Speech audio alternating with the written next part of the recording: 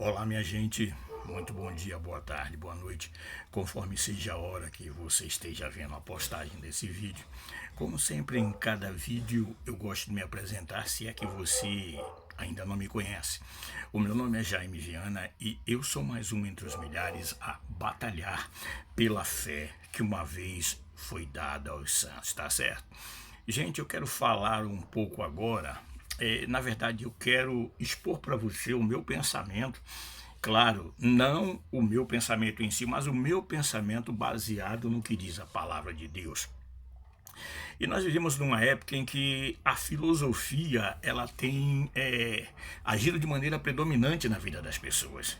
E quando eu falo sobre filosofia, eu não posso deixar de fazer uma comparação entre filosofia e o evangelho, ou seja, e o plano de Deus para as nossas vidas. Primeiro eu quero convidar você a dar crédito a esta palavra, a palavra de Deus. Então vamos fazer uma análise aqui sobre o que é filosofia. Filosofia geralmente nos remete a pensarmos em autoconhecimento.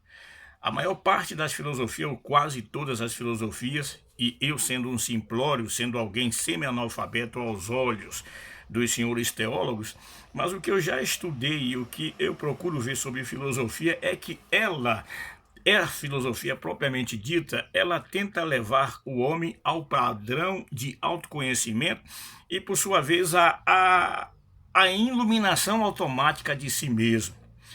Uma boa parte das filosofias, elas concordam entre si que o homem precisa liberar o eu que há dentro dele. E todas as filosofias, na verdade, eu posso até afirmar, talvez esteja sendo errado, mas uma boa parte dela nos leva a pensar que nós somos o centro de tudo aquilo que acontece ao nosso redor. Nós somos o centro. A filosofia, na verdade, diante do plano divino, ela se torna vã, como disse o apóstolo Paulo no capítulo 2 de Colossenses, versículo 8, que é para nós não sermos levados pelas vãs filosofias. A filosofia tende a massagear o ego do homem, mostrar que ele é um ser superior, que é um ser que pode alcançar a iluminação, pode alcançar o conhecimento por suas próprias forças, tão somente meditando. Isso são os primórdios da filosofia. Quando nós olhamos para a palavra de Deus, nós vemos o Senhor Jesus aparecendo, como nos diz o capítulo 1 do Evangelho de Marcos, no versículo 15. O reino de Deus está próximo, Jesus falando, ele diz o seguinte: arrependei-vos e crede-vos no Evangelho. Ou seja, ali estava a solução de Deus para todo o problema que o homem tinha buscado em outras fontes, para toda a solução dos problemas que o homem tinha procurado segundo os seus esforços, segundo a sua maneira. E eu, aproveitando esse gancho aqui, eu quero chegar agora e fazer uma comparação entre filosofia, o que eu disse agora aqui, e volto a frisar que em Colossenses 2:8, a Bíblia nos diz que a filosofia ela é vã. Ela é vã se ela não tem, ou na verdade, se ela não leva o homem ao conhecimento plano ou pleno de que ele precisa de um Salvador. A filosofia ela é vã, ou seja, não vai levar eu ou você a lugar nenhum, porque desde o princípio eu procurei viver, ser uma pessoa quieta, sossegada. Com o passar do tempo, eu fui me envolvendo em tantas coisas errôneas que acabei deixando a filosofia de lado. Aquele conceito de ser bonzinho acabou ficando ultrapassado para mim.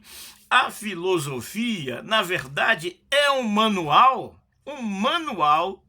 de um caminho sem volta.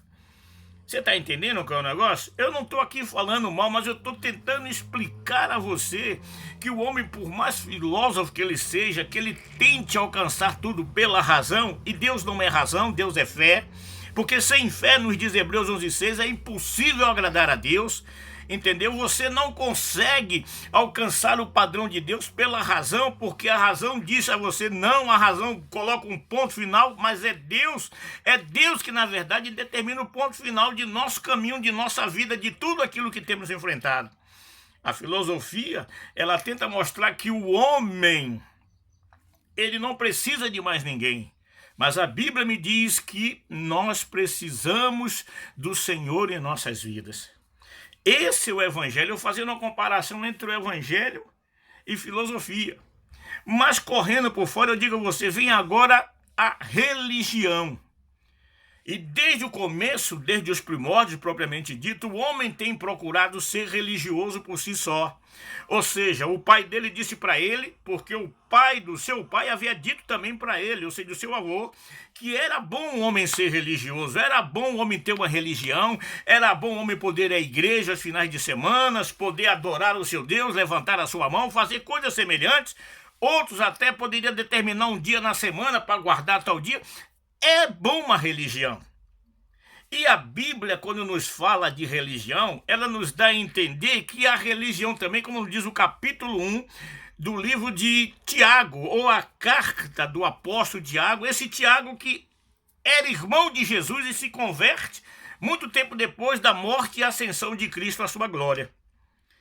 E ele nos diz no capítulo 1, no finalzinho do capítulo 1, é só você procurar lá ver, o último versículo você vai ver o seguinte, que a religião pura e imaculada para com Deus o Pai é essa, visitar os órfãos e as viúvas nas suas tribulações e guardar-se da corrupção do mundo. Ou seja, a religião é um parâmetro, é o quê? São regras que você deve seguir. Mas apesar de fazer tudo isso, quando você para e você faz um balanço na sua vida, faz uma análise, você vê que ainda falta alguma coisa.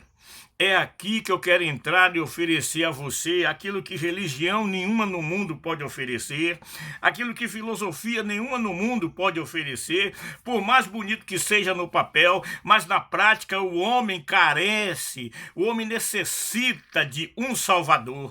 E esse Salvador não é outro, como nos diz 1 Timóteo 2,5, o único mediador entre Deus e os homens. E esse é Jesus Cristo, homem. Eu volto a frisar o que diz no Evangelho de João, no capítulo 1, versículo 1 em sequência. O verbo se fez carne e habitou entre nós. O Senhor do céu, quando olhou para a terra, como nos diz o Salmo 14, ele não viu um justo sequer, não viu ninguém que buscasse ou que tivesse temor a Deus. Se desviaram-se todos, é que nos diz o texto do Salmo 14. Mas Deus, na sua bondade infinita, na sua misericórdia, no textual da Bíblia de João 3,16, ele amou o mundo, ele providenciou o Salvador, providenciou um novo caminho para a humanidade, um caminho em que não era necessário você fazer mais nada, a não ser você tão somente reconhecer ao Senhor e aceitá-lo a Jesus Cristo como seu único e suficiente Salvador. Nós vivemos num mundo conturbado, em que as pessoas têm matado uns aos outros com a maior facilidade. Hoje o cara olha torto para o outro, o cidadão vai lá, se ele tiver uma condição de comprar uma arma, vai lá e mata. Hoje o cara tem uma mulher, ou ele é casado, ou ele vive com alguém, se alguém se separa dele, ele não aceita perder aquela pessoa. O final é que geralmente acaba em tragédia, porque o mundo está perdido naquilo que ele mesmo tem oferecido como Salvador para ele mesmo. Mas quando você olha para Jesus, quando você olha para o amor de Deus revelado em Jesus Cristo, você vê que há esperança para a humanidade. Essa bobeira de religião, essa bobeira de Cristo, pode ser bobeira para muitos, mas uma coisa eu digo a você, há 40 anos atrás eu tive um encontro com aquele que mudou a minha vida, o divisor de águas, aquele que me abriu os olhos, aquele que disse: eu vim buscar a você. Por quê? Porque eu me encaixei em 19:10 do Evangelho de Lucas. O Filho do Homem veio buscar e salvar o que se havia perdido. E até ali eu tinha vivido uma vida de acordo com a sociedade, calmo, sereno, tranquilo, não procurando briga com ninguém, mas tudo isso me faltava algo que complementasse, algo que me fizesse dizer assim: agora eu sei em quem eu tenho crido. Eu não tinha ninguém para crer. E há uma necessidade do Salvador, meu amigo. Filosofia passa. Filosofia pode levar você até a porta do grande local próximo ao julgamento. É como aquele homem que ele recebe uma carta. Eu quero lhe contar aqui uma ilustração para terminar. Ele recebe uma carta e naquela carta estava escrito da seguinte maneira: dentro de alguns dias você vai ser julgado, você vai ter que comparecer diante do grande tribunal. E aquele homem falou para os seus amigos: olha, daqui a alguns dias, um dia determinado, eu vou estar diante do grande tribunal. E perguntou para um dos seus amigos: o que é que você pode fazer por mim? Ele disse: o máximo que eu posso fazer por você é te levar até a porta desse grande tribunal. Ele baixou a cabeça e saiu triste. Disse assim, poxa, até a porta e daí para lá, como é que eu vou responder as perguntas que me fizerem? E ele largou aquele amigo e foi atrás do seu segundo amigo. E o segundo amigo disse para ele, olha, o máximo que eu posso fazer por você é lhe dar uma boa roupa e colocar você de maneira apresentável diante do grande juiz. E ele, aquele homem, baixou a cabeça e saiu tranquilo. Quando ele pensou que estava tudo perdido, apareceu o terceiro amigo para ele, olha, eu sei que a gente não conversa muito, eu sei que você só ouviu falar de mim porque alguém deve ter comentado uma vez ou outra sobre a minha pessoa, mas eu quero dizer uma coisa para você, eu tenho condições de defender a sua causa, eu tenho condições de levar você até a porta do grande tribunal, eu tenho condições de entrar com você lá no grande tribunal, eu tenho condições de libertar você da condenação que já está lhe aguardando. Você entendeu essa ilustração? O primeiro amigo, meu amigo, minha amiga que está me ouvindo, o primeiro amigo são as pessoas, são os amigos, é o mundo, é aquilo que o mundo lhe proporciona. É bom você trabalhar, é bom você trabalhar, é bom você se esforçar para ter dinheiro, é bom você se esforçar porque o dinheiro é a manivela do mundo. Você não faz nada sem dinheiro praticamente, mas não põe a sua confiança no dinheiro. Acredita em Deus, deixa Ele mudar a sua vida. Esse é o primeiro amigo. O primeiro amigo é aquele que são os amigos em si, que no mínimo quando você for morrer, quando você estiver à morte, quando você for se encontrar com Deus, que é o grande juiz, eles vão segurar você pela alça, vai vir lá uma grande comitiva dizer fulano de tal era boa pessoa. No fundo era boa pessoa. Mas é só isso que os seus amigos podem fazer por você, os amigos carnais, os amigos de copo, os amigos de bar, os amigos de final de semana, os amigos de churrascada, é o máximo que eles podem fazer por você. O segundo amigo é o dinheiro.